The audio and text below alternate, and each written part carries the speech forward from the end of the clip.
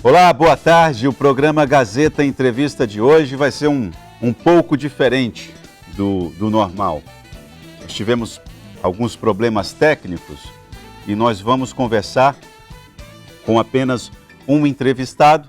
Vamos fazer 2 blocos com ele de conversas, mas tenho certeza que o assunto é de muito interesse público. Por quê?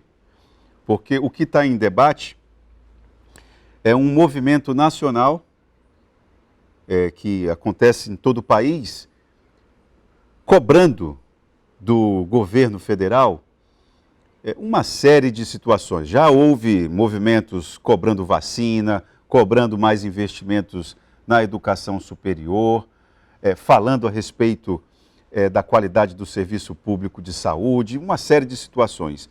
E agora vai haver um outro ato, chamado Ato 3J. Ato 3 de julho, eu imagino que seja isso.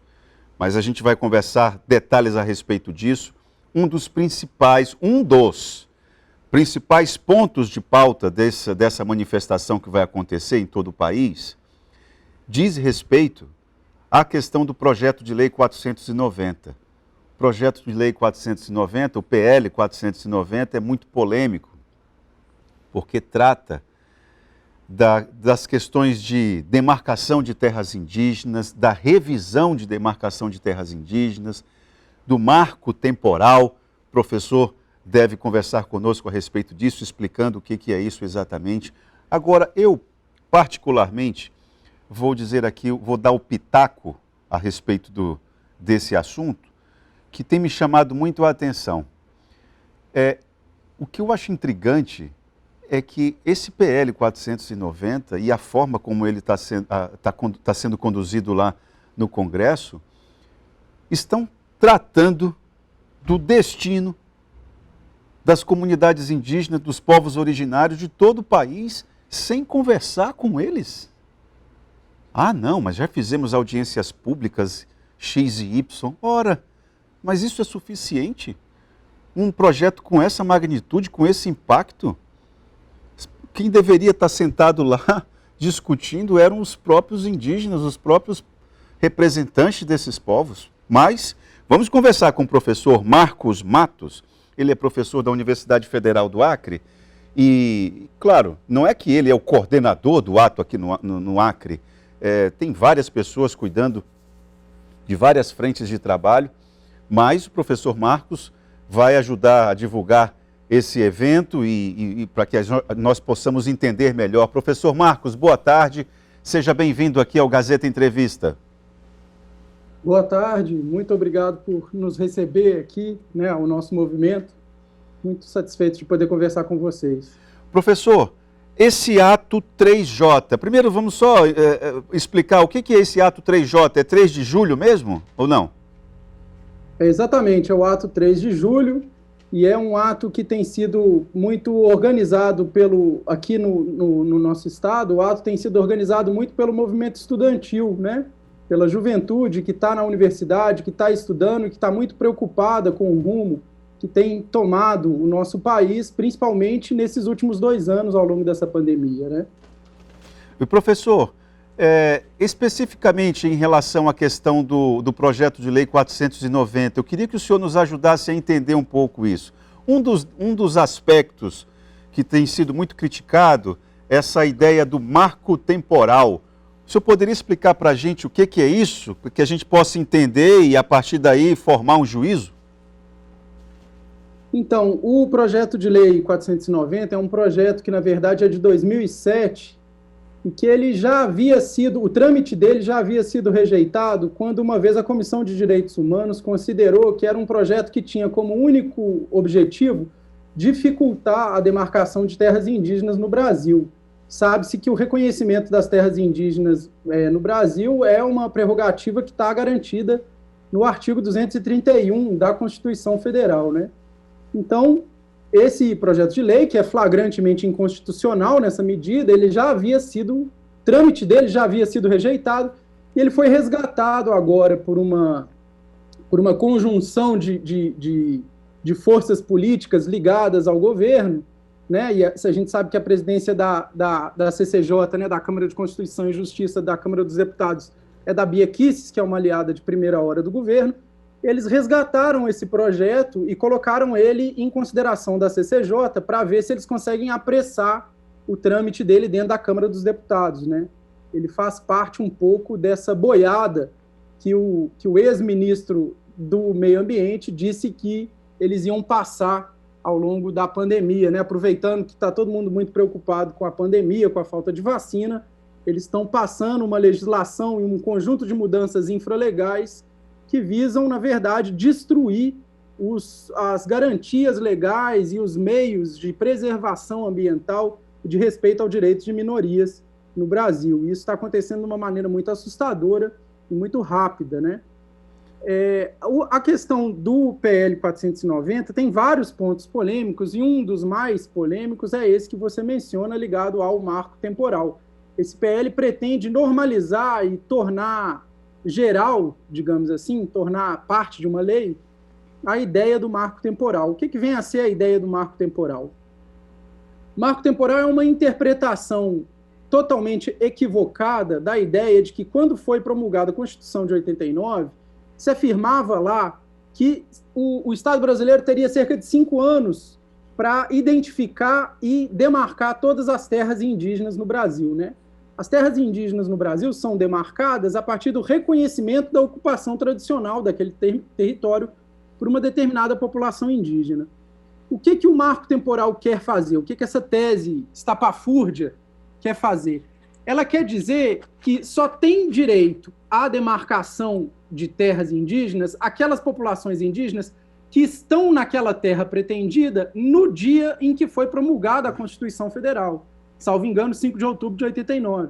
Ou seja, as comunidades indígenas que foram retiradas de seus territórios violentamente, né, por um esbulho, por um processo de ocupação violenta, por poceiros violentos, enfim, muitas vezes até o próprio Estado fez isso, removeu populações inteiras de seus territórios originais, elas teriam a obrigação de provar que aquele território é delas através de uma documentação sobre o litígio.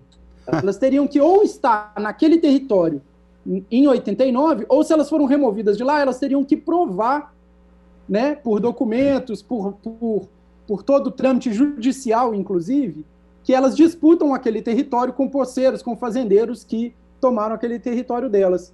Mas repare bem, as populações indígenas, as suas lideranças, as suas organizações, só foram reconhecidas pelo Estado como parte legítima para ingressar em juízo na própria Constituição de 89, no artigo 232 da Constituição Federal.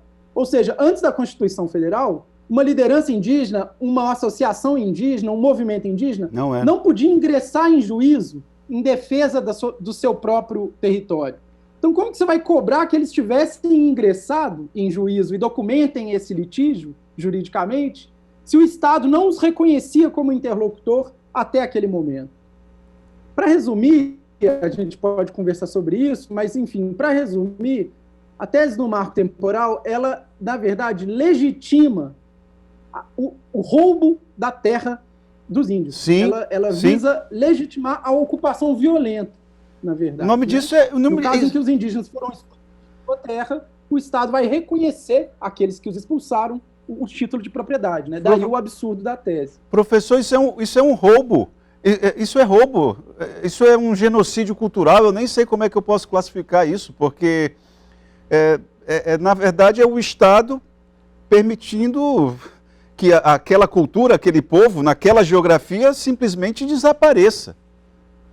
Na verdade, É exatamente isso. É isso. É exatamente isso, e está muito inserido dentro de um conjunto de outras iniciativas do governo federal, dessa gestão do governo federal, de flexibilizar as formas de titulação de terras públicas. Na verdade, esse governo tem agido insistentemente para legalizar a grilagem, falando em português claro. Exato. E a tese do marco temporal faz parte dessa iniciativa, faz parte da iniciativa de possibilitar grandes latifundiários se apropriarem das terras públicas do Brasil em seu próprio nome. Agora, professor, tem uma situação que eu queria o seu olhar sobre essa situação.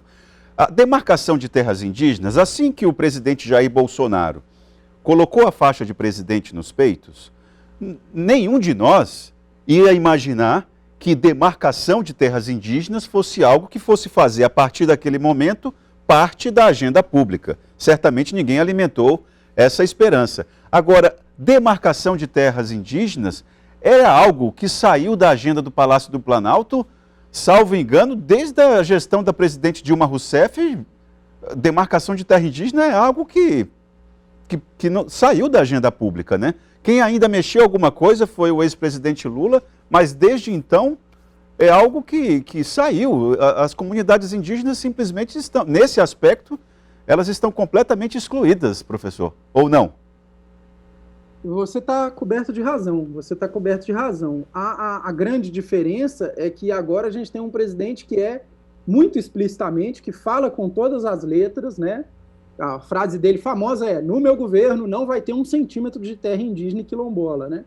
Mas você tem razão, digamos assim, as forças que pressionam, né, contrárias ao interesse da demarcação de terras indígenas e quilombolas, têm atuado em Brasília e com muito sucesso desde muito antes disso, né? Se trata de uma briga permanente por terras no Brasil. Mas é importante lembrar que as terras indígenas, elas são terras da União, elas são terras do Brasil, né?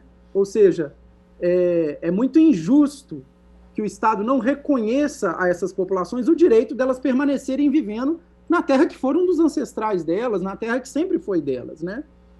E se você pegar estatisticamente, pelo menos 41% das terras brasileiras estão na mão de grandes fazendeiros, de latifundiários. Mais ou menos 13,9% das terras brasileiras são terras indígenas, ou seja, são terras da União, cujo usufruto exclusivo é dos índios. Então, é muito impactante perceber que mesmo esse pouquinho de terra que se destina a essa população originária ainda está sob um ataque tão cerrado, uma cobiça tão grande, desses grandes fazendeiros, que são eles que estão por trás do lobby político para aprovar esse tipo de iniciativa legislativa. Não é a agricultura familiar, não são os pequenos agricultores que estão fazendo isso, são os grandes que têm deputados e senadores pagos por eles lá, cuja campanha eles financiaram e etc. E você tem razão, esses grupos de interesse ligados à CNA, ligados, enfim, às grandes sindicatos patronais do agro no Brasil, têm feito muita pressão desde muito antes contra o interesse dos índios, que, no fundo, é o interesse dos brasileiros. O interesse dos índios é o interesse dos brasileiros. Professor, eu vou bem lembrar nessa sua reflexão aí, a fala do presidente, do então candidato Jair Bolsonaro. Eu sempre falo isso aqui em relação a alguns problemas de ordem pública, né? O presidente Jair Bolsonaro, ele guarda coerência com aquilo que ele falou que ia fazer. É que nós parece que estávamos surdos, parece que, como dizemos aqui no Acre, estávamos moucos, né? E agora ele está executando aquilo que ele disse que ia fazer. Eu não estou falando que isso, eu não estou querendo defender, eu só estou querendo dizer que o país parece que estava um pouco anestesiado e a coisa agora parece que o cenário exige uma espécie de sacudidela, né? Mas vamos ver. Eu quero que o senhor... Nós vamos fazer o intervalo agora, professor. Eu queria aproveitar que eu já tive a oportunidade de assistir uma palestra sua na Universidade Federal do Acre e eu percebi ali uma forte formação em antropologia. Não sei se tem alguma coisa a ver, mas eu senti na sua fala uma pessoa com conteúdos fortes em antropologia. Eu queria aproveitar isso, depois do intervalo, que o senhor falasse para a gente, porque tem muita gente que está lhe ouvindo a respeito das terras indígenas, do usufruto ali daquela área por uma determinada comunidade. Só que tem muita gente que ainda observa esse discurso, professor, na defesa e na expectativa de encontrar aquele bom selvagem. O índio que é índio só é aquele índio, o índio isolado. Esse índio que usa roupa não serve, isso aí não é índio. O índio que usa celular, índio que usa computador, é um senso comum.